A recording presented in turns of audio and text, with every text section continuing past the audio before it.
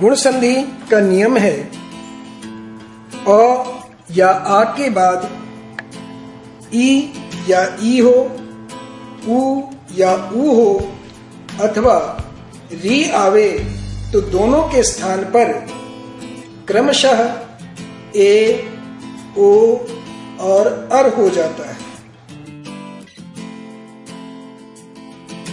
संस्कृत व्याकरण शास्त्र में ए, ओ को गुण कहा जाता है, इसीलिए इस संधि को गुण संधि कहते हैं।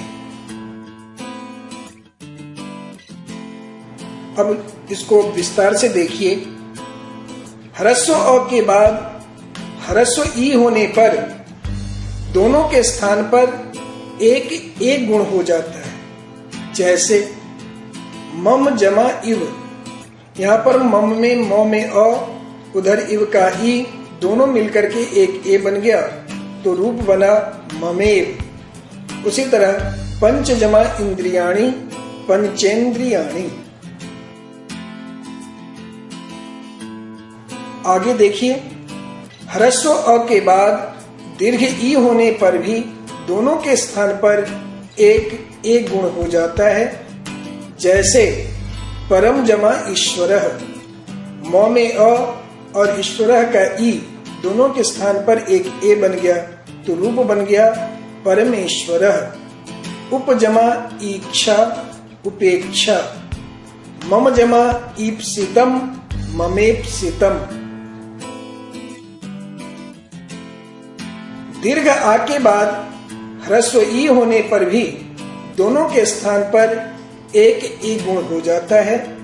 जैसे मही जमा इंद्रः महेंद्रः, लता जमा इव लतेव, यथा जमा इष्टः यथेष्टः। दीर्घ आ के बाद दीर्घ ई होने पर भी दोनों के स्थान पर एक गुण हो जाता है। जैसे रमा जमा ईशः रमेशः, महाजमा ईश्वरः महेश्वरः। ह्रस्व अ के बाद ह्रस्व उ हो तो दोनों के स्थान पर एक ओ गुण हो जाता है।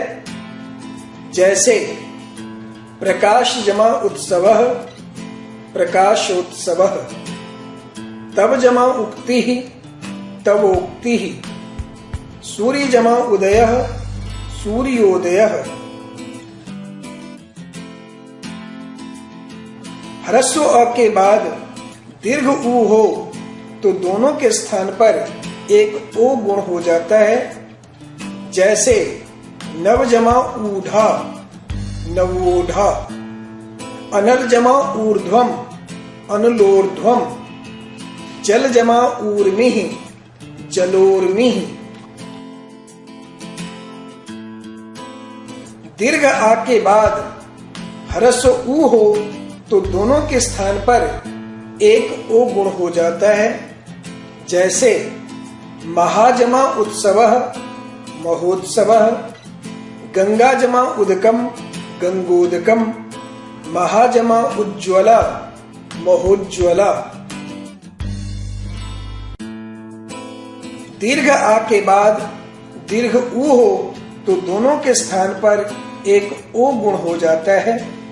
जैसे लता जमा ऊर्ध्वम लतोर्ध्वम, दया जमा ऊर्मिः दयोर्मिः, यमुना जमा ऊर्मिः यमुनोर्मिः। ह्रस्व अ के बाद ह्रस्व री हो तो दोनों के स्थान पर अर यह एक गुण हो जाता है। जैसे ग्रीष्म जमा ऋतु, म में अ और इतर ऋतु का री, दोनों के जगह पे अर हो गया तो बन गया रूप ग्रीष्म ऋतु। कृष्ण जमा रिद्धि कृष्णार्धि, हेमंत जमा ऋतु हेमंत ऋतु। दीर्घ आ के बाद ह्रस्व री हो तो दोनों के स्थान पर भी एक अर गुण हो जाता है। जैसे वर्षा जमा ऋतु वर्षर्तु, राजा जमा ऋषि राजर्षि। इस प्रकार आपने गुण संधि को नियम पूर्वक जाना। अब कुछ उदाहरण के माध्यम से विच्छेद करना सीखेंगे। जैसे देवेंद्र का विच्छेद होगा देव जमा इंद्र। गंगोर्मी का विच्छेद यदि करेंगे तो हो जाएगा गंगा जमा ऊर्मी। रमेशः का विच्छेद करेंगे तो हो जाएगा रमा जमा ईशः। देवर्षि का विच्छेद करेंगे तो विच्छेद होगा देव जमा ऋषि। अगले अध्याय में एक नए संधि के साथ फिर मिलेंगे।